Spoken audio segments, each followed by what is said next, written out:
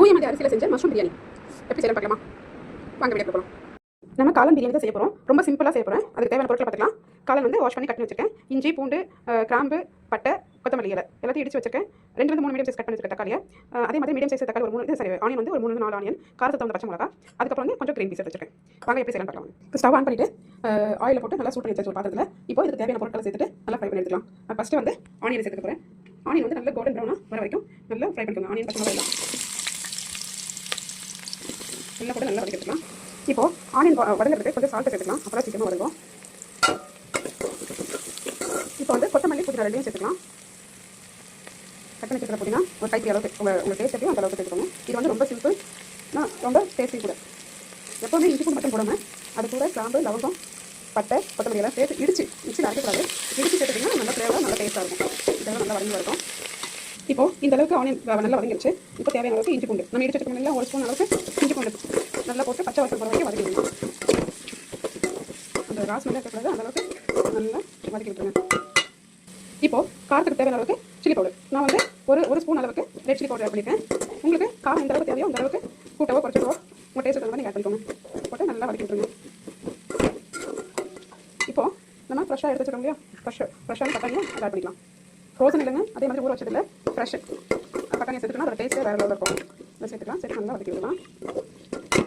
வதக்கி விட்டதுக்கப்புறம் இப்போது நம்ம கட் வச்சுக்கல காளான் அதையும் இது கூட சேர்த்து நல்லா வதக்கிடுவோம். ரொம்ப சிம்பிளான method. No ghee no curd அதெல்லாம் இல்லாமல் வெறும் ஆயில் மட்டும் வச்சு வீட்டில் இருக்கிற இன்க்ரீடியன்ட் மட்டும் வச்சு நம்ம இந்த காளான் பிரியாணி செய்ய போகிறோம். அவ்வளோதான். அதையும் நல்லா வதக்கி விட்டுருங்க.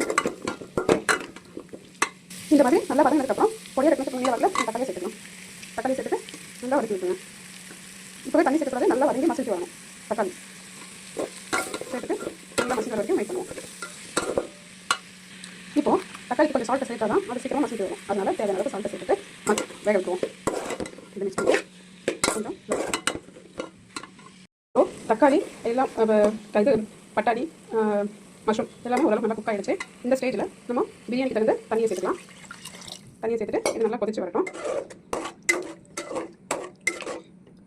எப்பவுமே பிரியாணிக்கு தகுந்த உப்பு வந்து அரிசி போட்டு கொதி வந்ததுக்கப்புறம் டேஸ்ட் பண்ணி பார்த்தீங்கன்னா கரெக்டாக இருக்கா இல்லைன்னு தெரியும். அந்த டைமில் தான் சேர்த்தா கரெக்டாக இருக்கும். இப்போ நம்ம சேர்த்து வச்சுக்கோங்க, அரிசி போடும்போது கொஞ்சம் கம்மியாக இருக்கிற மாதிரி இருக்கும், இல்லை கொஞ்சம் அதிகமாக இருக்கிற மாதிரி இருக்கும். அதனால அரிசி போட்டு கொதி வந்ததுக்கப்புறம் சால்ட் டேஸ்ட் பண்ணிக்கலாம். அப்போ பத்திரமா அட்ஜஸ்ட் பண்ணிக்கலாம். பாருங்கள் கொதிக்க ஆரம்பிச்சிருச்சு. இந்த டைமில் கொஞ்சம் மிக்ஸ் பண்ணிவிட்டு இப்போ சால்ட் டேஸ்ட் பண்ணிவிட்டு அது தகுந்த மாதிரி நம்ம அட்ஜஸ்ட் பண்ணிக்கலாம்.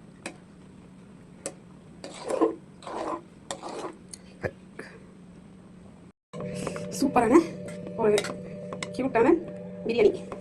இது பார்க்கறதுக்கு சீரக சம்பா அரிசி மாதிரியே இருக்குல்ல, அதுதான் இல்லை.